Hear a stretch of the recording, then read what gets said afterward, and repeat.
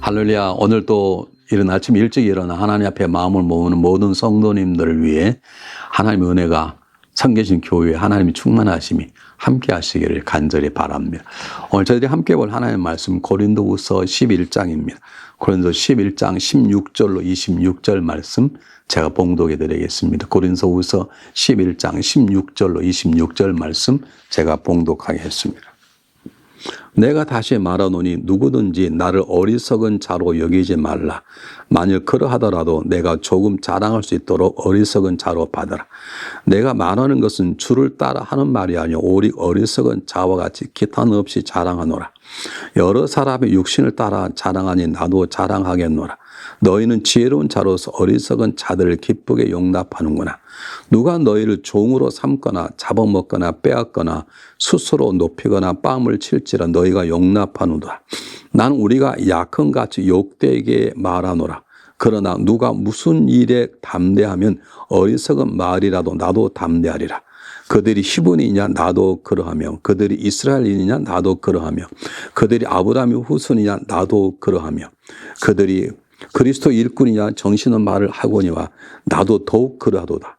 내가 수고를 넘치도록 하고 옥에 갇히기도 많이 하고 매도 수없이 많고 여러 번 죽을 뻔하였으니 유대인들에게 40에서 하나 감한 매를 5번 맞았으며 3번 태장으로 맞고 1번 돌로 맞고 3번 파선하고 일주일야를 깊은 바다에 지냈으며 여러 번 여행하면서 강의 위험과 강도의 위험과 동족의 위험과 이방인의 위험과 신의 위험과 강의 위험과 바다의 위험과 거짓 형제 중의 위험을 당하고 라고 기록되어 있습니다. 자, 오늘 성경 본문은 우리들에게 아주 중요한 도전을 줍니다. 사도 바울입니다. 그가 세웠던 교회입니다. 그런데 그 교회에서 공격을 당하는 것입니다. 요즘 말로 하면 주가 무슨 사도야? 주가 12제자도 아니고 지금 어디서 은혜를 받았어? 이런 공격을 받았겠지. 물론 이단들의 공격도 받았지만 이단 아니더라도 쉽게 말하면 베드로나 또는 다른 사람들을 따르는 사람들이 공격할 수도 있습니다. 이것이 어쩌면 어리석은 교회의 모습일 수 있는데 사도 바울은 오늘 그들에게 자신의 사도권, 자신이 어떤 존재인가를 담대히 증거하고 있는 것입니다. 이것이 그들이 어쩌면 어리석게 사도 바울이 자랑한다고 공격받을지 모르지만 그걸 각오하면서도 담대하게 말하고 있는 것입니다. 사랑하는 여러분, 오늘 성경 보면 우리 주는 첫 번째 메시지가 뭐냐면 우리가 올바르게 살아도 우리는 때때로 공격받을 수 있다는 것입니다. 내가 공격받을 때 참 이건 억울하다. 그러면 참아내십시오. 이건 저 사람이 잘못 보고 있군. 해명할 필요가 없습니다. 제가 오래전에 한번 우리 새벽기도 때 말씀드리는데 제가 선배 목사님께 배운 게 있습니다. 목회하다 보면 별 소리를 다 듣습니다. 물론 정확하게 지적받기도 하지만 말도 안 되는 이 얘기들을 많이 받을 때 얼마나 화가 나고 낙망하고 속상한지 모릅니다. 선배 목사님 말 한마디 제게 위로가 되었습니다. 제가 이렇게 얘기한 적이 목사님 이제 이 교회가 조금 자라고 그러는데 아직도 별별 얘기가 다 돌아 내가 너무 속상하고 마음이 상해서 제가 다른 교회를 좀 옮길 건데 어떻게 생각하십니까? 그랬더니 그분께서 이렇게 말씀하셨어요. 성도는 오해할 권리가 있고 목회자는 해명할 의무가 없다. 우리 주님이 그랬던 것처럼 목사님 잘 참으십시오. 그리고 정말 잘못된 것들을 교회인들이 지적하면 회개하면 되는 것이 아니라면 그냥 침묵하며 기도하십시오. 아마 사도 바울은 이 교회에 대한 분열의 문제가 생기니 그걸 바로잡기 위해서 그냥 침묵만 하지 않고 자기의 사도권을 정확하게 얘기하고 있습니다. 여러분, 우리가 때때로 어려움 당하면 어떡합니까? 첫 번째는 침묵할 수 있어야 됩니다. 두 번째, 정확히 자신을 드러낼 때는 드러낼 수 있는 지혜가 있어야 됩니다. 이 둘을 분별할 수 있는 하나님의 지혜를 얻어야 되는 것입니다. 내가 침묵하며 기도할 것인가? 아니면 하나님 주신 지혜로운 언어로 내가 입을 열어 해명할 것인가? 이걸 분별하지 못할 때 우리는 스스로 망가질 수도 있고 하나님의 공동체를 허물 수도 있는 것입니다.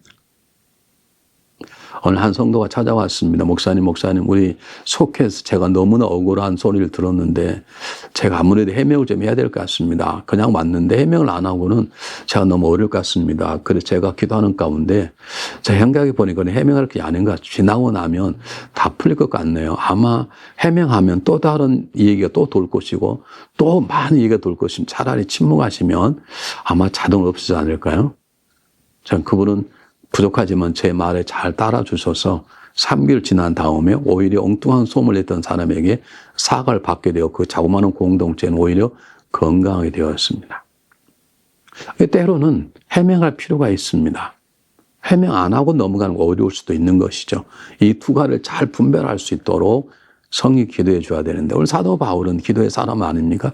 자기가 어떤 사람이었던 건지, 자기가 가짜가 아니라 하나님 주신 은혜가 무엇인지, 자기 감당한 사명이 무엇인지를 정확하게 얘기하고 있습니다. 기억해야 됩니다. 우리는 공격받을 때가 있습니다. 그때 기도하십시오. 내가 침묵할 것인가? 아니면 정확하게 잘 설명할 수 있는 것인가? 만약 설명이 올바르다면 하나님의 방법으로, 하나님 주신 언어로 할 수 있도록 기도해 보아야 될 것입니다. 오늘 성경 본문 속에 자랑이란 단어가 나옵니다. 어떻게 생각하면 사도 바울도 자랑했어. 자기가 옛날 행악자인데 이렇게 말할 수 있지만 이건 어떤 의미로 사도 바울이 하나님의 큰 은혜를 말합니다. 내가 예전에 이런 행악자였다. 내가 스데반에 죽을 때 내가 가장 해도 할 줄 내가 총책임자였다. 나는 이렇게 변화되었어 라고 하는 자기 변화를 소개하고 있는 것입니다. 그렇습니다. 사랑하는 우리는 자랑거리가 있어야 되는 것입니다. 자랑거리가 있어야 되는 것입니다. 하나님께 일하는 역사입니다. 자기의 역사가 아닙니다. 하나님이 어떻게 나를 변화시키는 고백하는 사도 바울의 고백입니다. 우리 있어야 되는 것입니다. 내 옛날에 이런 사람이었습니다. 내 옛날에 이런 집사요, 권사요, 장로요, 목사였는데 어느 날 하나님이 경험하고 나 저는 이런 집사요, 권사요, 목사요, 장로로 변화받았습니다. 저는 하나님의 은혜로 이런 일을 행하고 있습니다 하고 자랑이 아니라 나를 그렇게 행하신 하나님을 자랑하는 삶의 증거들이 우리 안에 있기를 간절히 바라야 되는 것입니다. 제가 목회하면서 가장 힘들었던 게 뭐냐면 교회를 조용히 다니시는 분이십니다. 교회 절대 문제를 일으키지 않습니다. 조용히 예배 드립니다. 그리고 조용히 다닙니다. 제가 처음 생각할 때는 참 좋고 성숙한 성도라고 생각했는데 제가 하나님 앞에서 기도하면서 배운 게 뭐냐면 그분들이 입을 열어야 된다는 것이죠. 그분들이 교회 안에서 빛과 소금의 삶을 살아내야 된다는 것이죠. 예배만 드리는 게 다가 아니라는 것이죠. 그냥 하나님 헌금하고 성경 읽어내고 하는 다가 아니라 그런 존재가 되었으면 모든 세상을 밝히는 빛과 소의 역할을 감당해야 되는 것이고 그리고 입을 열 때 열어야 되는 것이고 침묵할 때 침묵해야 되는 것이고 기도할 때 기도하는 모습을 전염시키는 것이 필요한 것이죠. 오늘 사도 바울 너무 억울해서가 아니라 하나님 일하심을 드러내기 위해서 자기 자신을 담대하게 소개하고 있는 것입니다. 정확히 말하면 내가 이런 용사라는 게 아니라 하나님이 이렇게 나를 다루었습니다. 하나님이 나에게 이런 은혜를 주셨습니다 라고 고백하는 것입니다. 오늘 우리가 물어야 합니다. 하나님 나에게 주신 은혜가 무엇인지 그리고 그것을 내 가정 안, 내 이웃들에게, 내 친한 성도들에게 그리고 아직도 주를 모르는 사람에게 내가 이런 은혜를 받았습니다 라고 말할 수 있어야 되는 것입니다. 어떤 분에게 제가 이런 얘기를 했더니 목사님 저는 증거할 게 하나 없지는 분을 받아서 어떻게 하다 보니까 집사 권사까지 됐는데 저는 증거할 게 없습니다 그러시더라고요. 제가 물었습니다. 권사님 심장이 안 좋아 심장약 잡수시죠? 네 지금 5년째 먹고 있습니다. 그것도 하나님의 은혜입니다. 심장약 먹었다고 다 이렇게 되는 게 아닙니다. 하나님 은혜가 아니면 벌써 심장이 멈췄을 수도 있습니다. 또 하나, 권사님 힘드시죠? 네, 힘듭니다. 힘들어도 감사하지 않습니까? 네, 감사할 마음이 있습니다. 힘들어도 예배 드리지 않습니까? 그렇습니다. 그게 하나님의 은혜입니다. 권사님은 그때서 하나님께 감사하다고 감사 기도를 눈물로 흘린 적이 있습니다. 우리는 헤아려 보아야 합니다. 나에게 주신 하나님의 은혜가 무엇인지 나도 사도 바울처럼 이건 하나님 나에게 주신 것이다. 이게 바로 하나님의 일하십니다. 이게 하나님의 손길이라고 말할 수 있는 것을 우리는 찾아내야 됩니다. 그리고 입을 열어 증거할 때는 증거해야 되는 것입니다. 오늘 사도 바울의 말씀 속에 오늘 성경 본문 속에 한번 잘 보시기 바랍니다. 제가 한번 읽어보겠습니다. 24절 보면 23절도 읽어보면 그들이 그리스도 일꾼이냐 정신은 말을 하거니와 나는 더욱 그라도다. 내가 수고를 넘치도록 하고 옥에 갇히기도 더 많이 하고 매도 수없이 많고 여러 번 죽을 뻔하였으니 라고 사시 하나 맞는 태장 맞는 거 배가 침몰하는 거 모든 것들을 바울이 고백하고 있습니다. 바울은 위대한 사도입니다.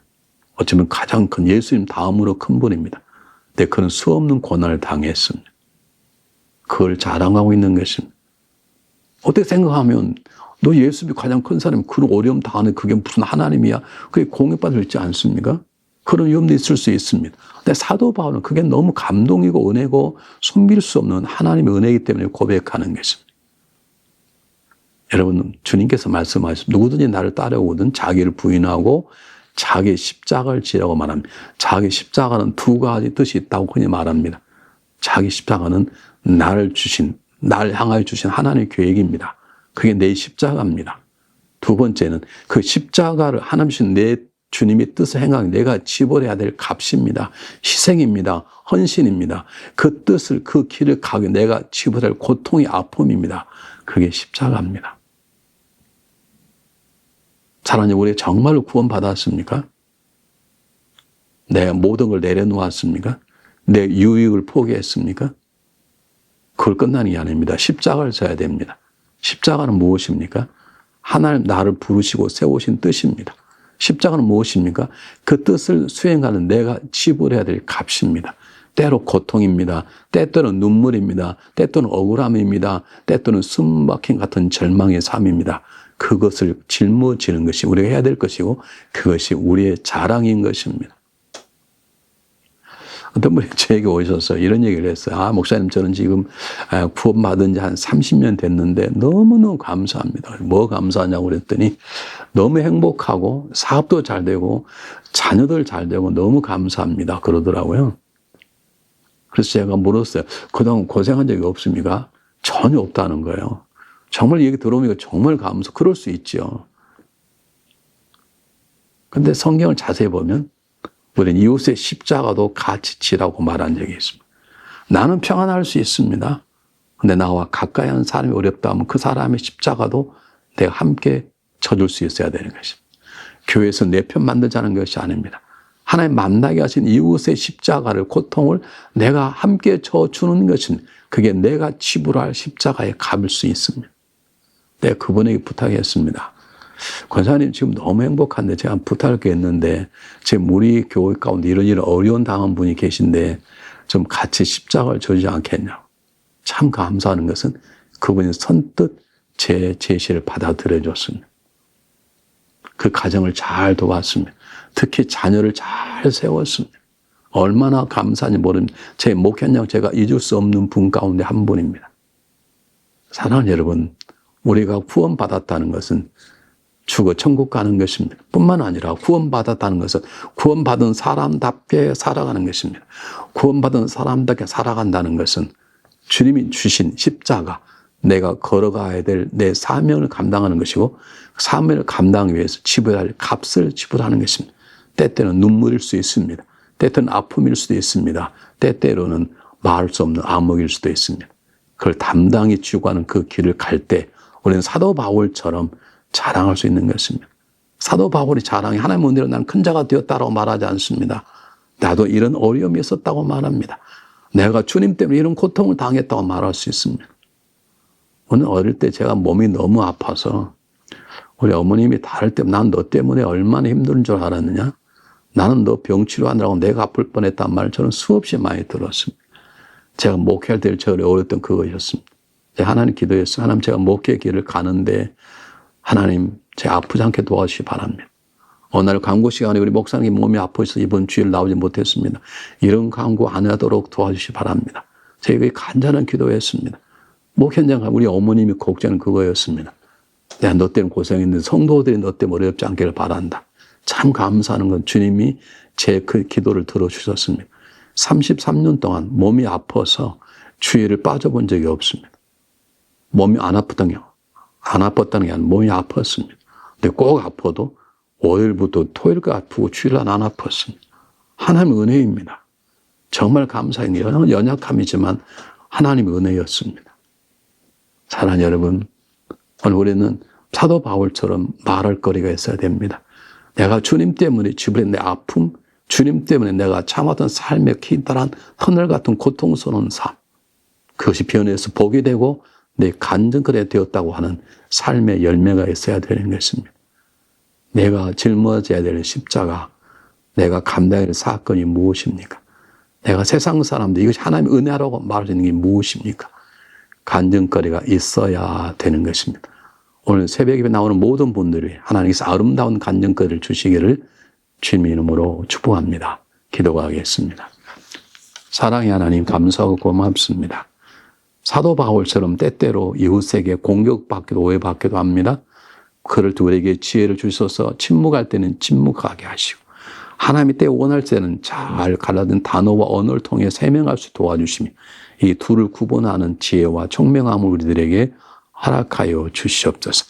하나님, 저희들에게도 오늘 바울처럼 영적인 아름다움 하나님 일하심을 증가할 수 있도록, 이 하나님 일하심이라고 하나님이 도우심이라고 말할 수 있도록 도와주셔서, 이것이 하나님 주신 십자가요, 이것이 그 십자가를 지는 값이라고 내가 지불했노라고 하나님의 은혜였다고 고백할 수 있도록 우리 삶 가운데 믿음의 강건함을 허락하여 주시옵소서.